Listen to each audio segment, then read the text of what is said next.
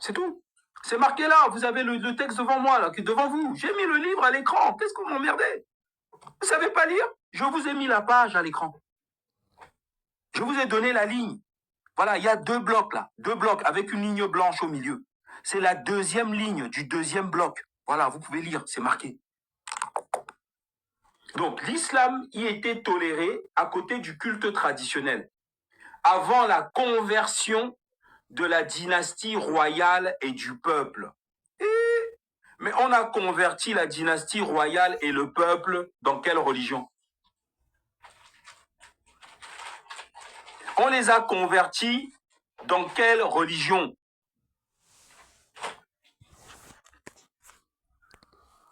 On les a convertis à quoi? Les Omeyyades, là, ont converti à quoi? Mettez la réponse dans le chat.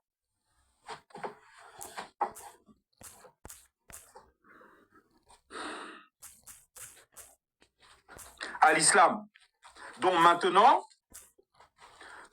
nous allons aborder la 2e partie de la vie du royaume du Ghana. Donc le royaume du Ghana était traditionnaliste. Maintenant, le royaume, l'empereur et le peuple ont été convertis à l'islam. Maintenant, vous allez voir ce qui va se passer dans l'empire du Ghana lorsque le peuple et l'empereur vont être convertis à l'islam. On y va. Donc, avant la conversion de la dynastie royale et du peuple, donc à l'islam, du temps de Bekri, la ville comptait déjà 12 mosquées dans le quartier arabe, avec leurs imams, leurs moueddines et des lecteurs salariés.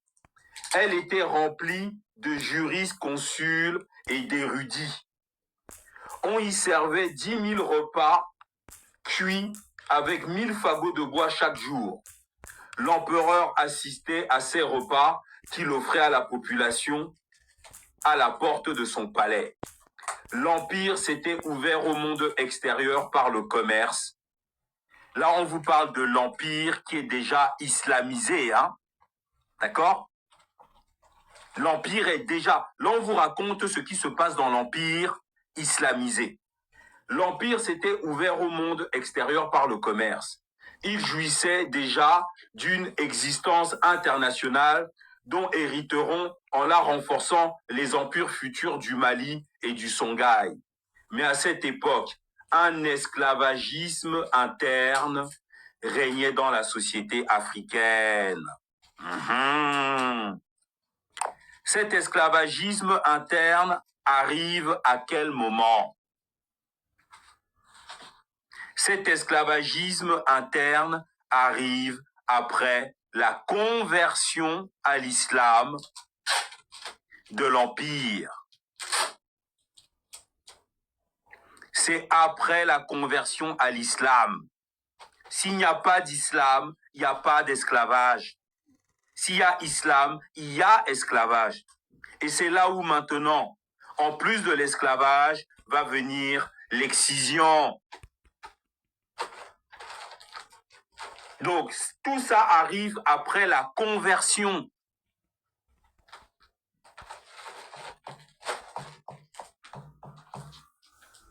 Alors, venez m'expliquer que les musulmans de TikTok savent lire. Le mariage des enfants, ça va arriver avec l'islam.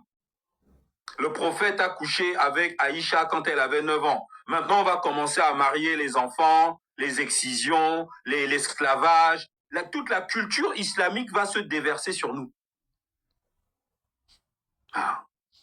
Donc, c'est page 89, c'est là devant vos yeux. Mais comme vous êtes des musulmans, vous ne savez pas lire. Il faut aller voir un imam pour qu'il lise et qu'il vous explique. Est-ce que lui-même, il sait lire?